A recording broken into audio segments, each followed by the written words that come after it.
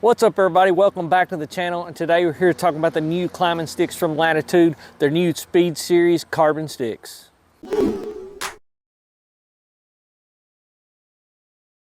All right, guys, like I said, we're here to talk about the new Speed Series sticks from Latitude.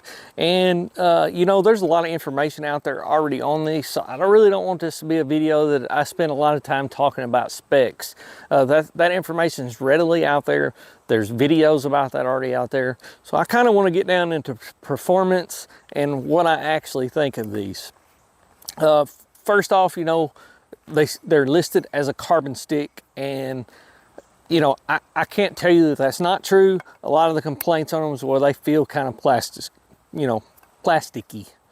I guess technically they do, but they feel really rigid. Underfoot, they don't feel that bad. They can be loud, almost similar sounding to, you know, like that Black Rack rattling antlers. But overall, you know, they feel okay in hand. They're nice and light. On my scale with the ropes on them, I'm getting about 20 ounces a piece. My scale's not perfect. It's a cheap scale, but it's what I use for everything. I'm very close to what everybody says. So 20 ounces a piece. But I want to put these on the tree, show you a few things that I've figured out over time. I've been hanging a lot of cameras with these, and I think there's some things that you'll like, some things that you probably don't like, and you know, you'll have to make a decision based on price and value by the end of that. But anyways, let's put it on the tree and let's show you what I think. All right, and before we get to the tree, like some small things, the way the ropes stack up, I really like that. I've run some aiders on here. As long as you're using an Amsteel 1 or 2-step aider, they seem to work fine. I do like that as well. The one thing I don't like is that there's really not any way to stack them. Now, if you do stack them, they do have a little bit built in so that the sticks can't go side to side if you stack them down. If you mess up and you put your sticks stacking in the upward position, then they don't lock. Not a huge ordeal because they don't lock very good anyway. I think that's something that probably should have been thought about in the design process. But outside of that, you know, you might have to get a little bit creative by putting a loop on here and figuring out how to hook it on your saddle when you're climbing.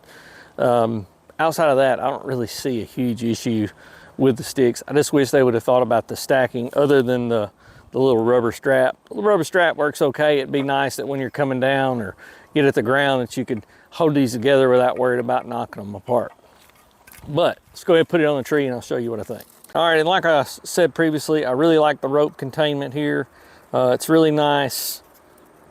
It's just easy to do. And then the instructions are in there in the box, and they also have a QR code that you can scan. Takes you to the instructions as well, how to tie this. But basically, whenever you wrap around the tree, I always go around the left side of the tree. I'll come around, you're gonna go under, over, and loop around and cinch. At least that's the way I do it. The way you attach your rope in here, and I want you to pay attention close here because I've seen some people doing this wrong where it's attached out here. You want the rope attachment to be right up against the stick. You know, I don't even know why exactly they did it like that instead of just having you wrap through both holes and wrap it to the stick itself. I don't know if that would be an issue. It's something I may try, but you know, it seems to work just fine like this. But I've seen a couple pictures, you know, of people who broke these tabs. I really don't know how you'd break them if you just put it on there right. Seems pretty stout up against it. These mosquitoes, boy. All right, so we're finally making it over here to the tree, and there's a few things that I think are important to show you. Just a few things that I've noticed. That when you put this on, first off, it's real similar to the tethered way of tying, except for there's not a button that you're gonna tie in, but you're gonna go under, over, under, over, under, and then through that little rope grab. After that, you can do what you want with it. I probably just leave it hanging, to be honest. It's never a big issue to me. But you've got to set the stick If you do not set these sticks, whenever you stand on it, they make a ton of noise. So that's something to keep in mind. And we're going to step up here. Now, if I wanted to bounce on the outer edges, it's going to make noise. I mean, it's just going to. And then once it sets, it's pretty stout. If you keep your weight to the middle, it's okay. If you stand like this, it's okay. And another thing that you're going to notice is the foot room is pretty minimal. Now, the one thing I will say about the foot room of these sticks compared to the tethered sticks, and I don't know if they're exactly the same or if these are just a little bigger, but what I do notice is these don't have that curve up. And for whatever reason on the tethered sticks, when I try to stand duck-footed, it really, and I use a lot of rubber boots, so I'm not using hard sole boots because I hunt a lot of swamps, but that curve up really digs into the bottom of my foot. And on these, I don't have that. It feels much more comfortable to me to stand on this with a limited foot room than it does a tethered stick because it doesn't have that curve or swoop up. And I think the post is farther from the tree, so it gives me a little more contact in the center. Just something I've noticed. I don't know why. Those are just the conclusions that I've come to, that I think that it's a little bit better foot room wise for me myself. I know a lot of people love the tethered one sticks.